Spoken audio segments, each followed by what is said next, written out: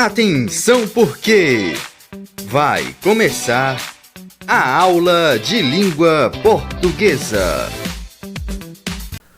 Boa tarde, estudantes. Mais uma vez aqui, mais uma aula de língua portuguesa, diretamente aqui do canal Eduque Mais São Caetano, Pernambuco. Aula de número 21. Então, logicamente, agradecemos aqui, a Deus por mais essa oportunidade. Vamos para a nossa correção da aula 20, das atividades, e iniciaremos a nossa aula 21.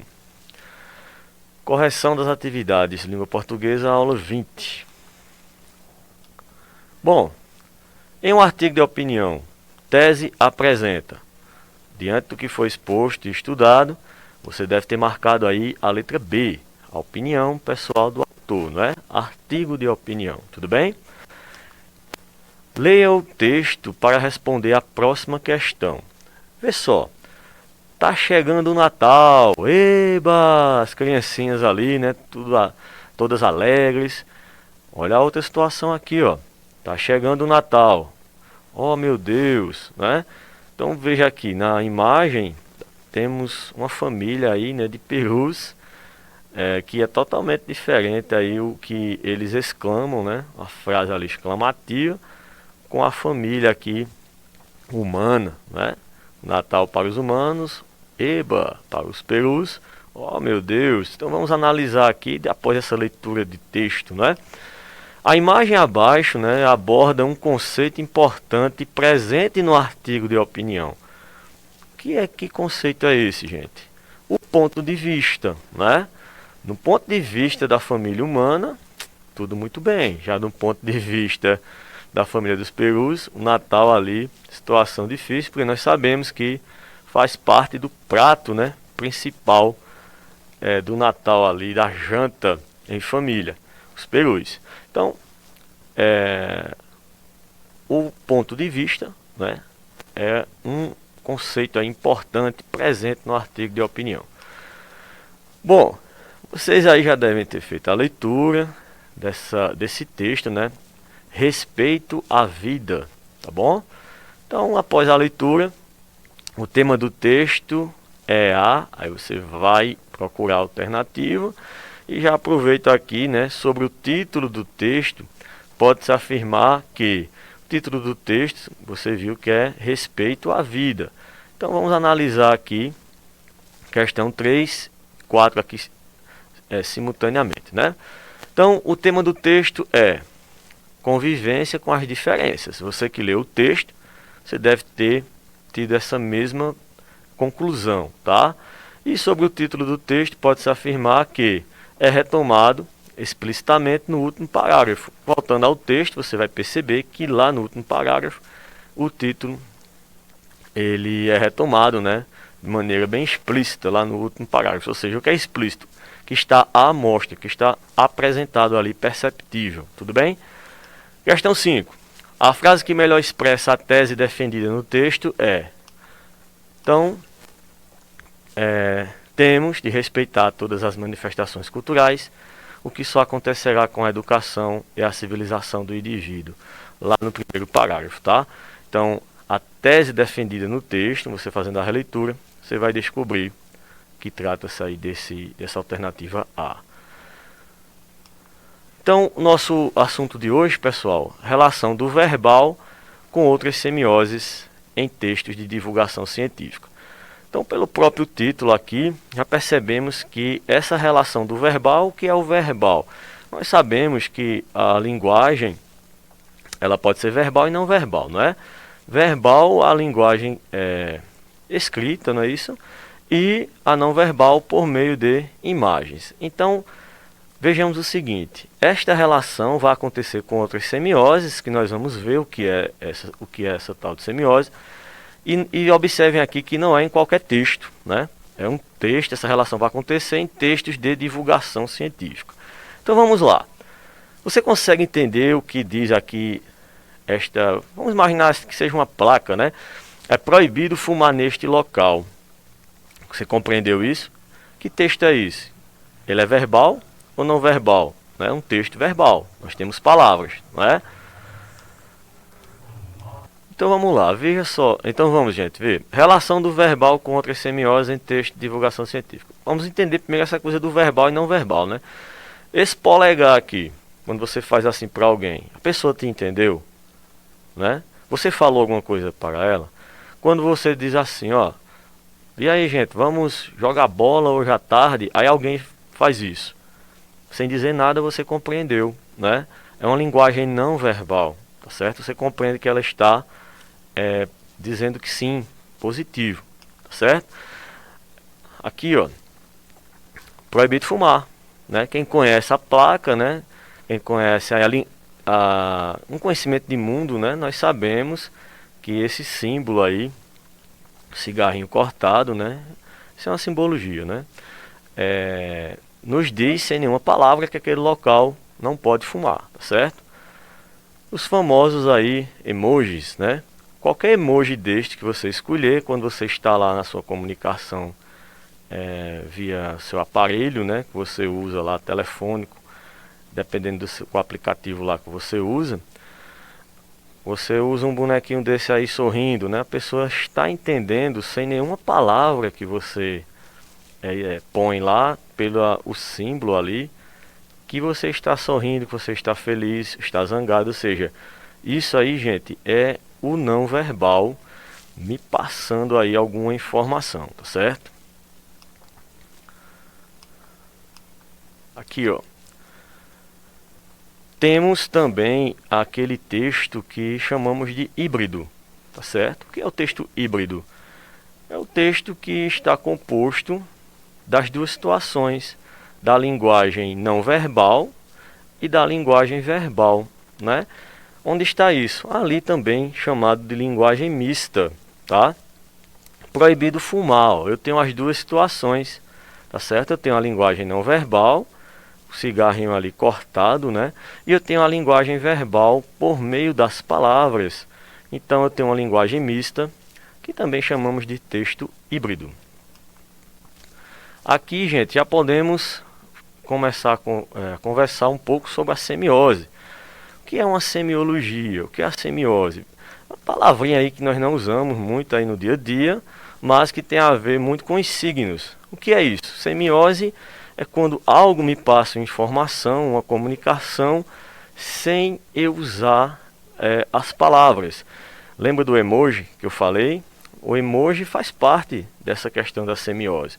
E o que é que ele tem a ver, professor, aqui com a nossa história, com a nossa aula?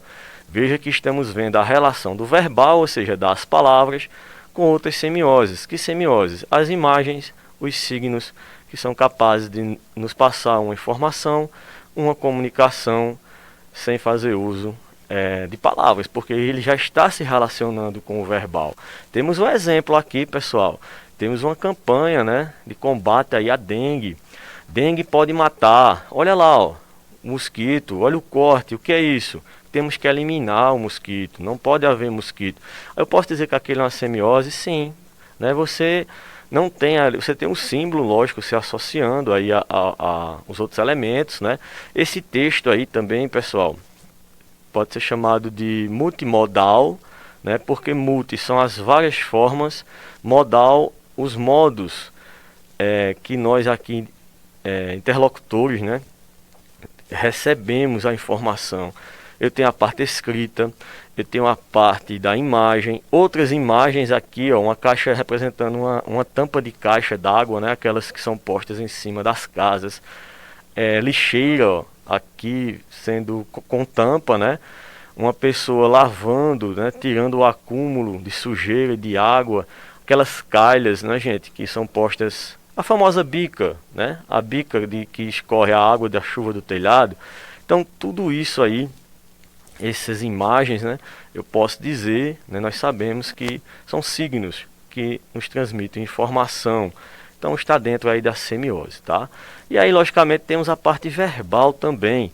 Elimine os focos do mosquito da dengue. Fique atento aos locais que podem acumular água, tá certo?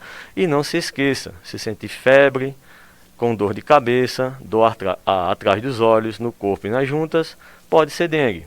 Procure uma unidade de saúde. Então aqui nós temos um texto multimodal, várias formas, vários modos de chegar até nós a informação, tá? Bom, e isso foi uma prévia, né, pessoal, para que entendamos esta relação aí de tudo isso que vimos, da parte escrita, né, da semiose, com quem? Em onde? Aliás, em textos de divulgação científica, né? Então não é qualquer texto, tá? Nós vamos ver essa relação justamente nos textos de divulgação científica. E o que é esse texto de divulgação científica? Veja, a princípio, né, temos que entender que esse tipo de texto ele requer uma pesquisa, requer um estudo prévio sobre um determinado objeto, né? Entenda o objeto como aquilo que vai ser estudado para ser divulgado para a população, para nós, leigos em determinado assunto, né? Isso aí é passado de uma maneira mais fácil, para que nós que não somos da área científica possamos entender do que se trata. Então, vejamos aqui. Você já sabe que para a produção desse texto, temos que pensar bastante. Quando eu digo temos, aquela pessoa, né, que vai dedicar o seu tempo para a pesquisa e produção desse texto. Geralmente, né, esses textos, pessoal, eles são muito vastos, né, eles são enormes, tá?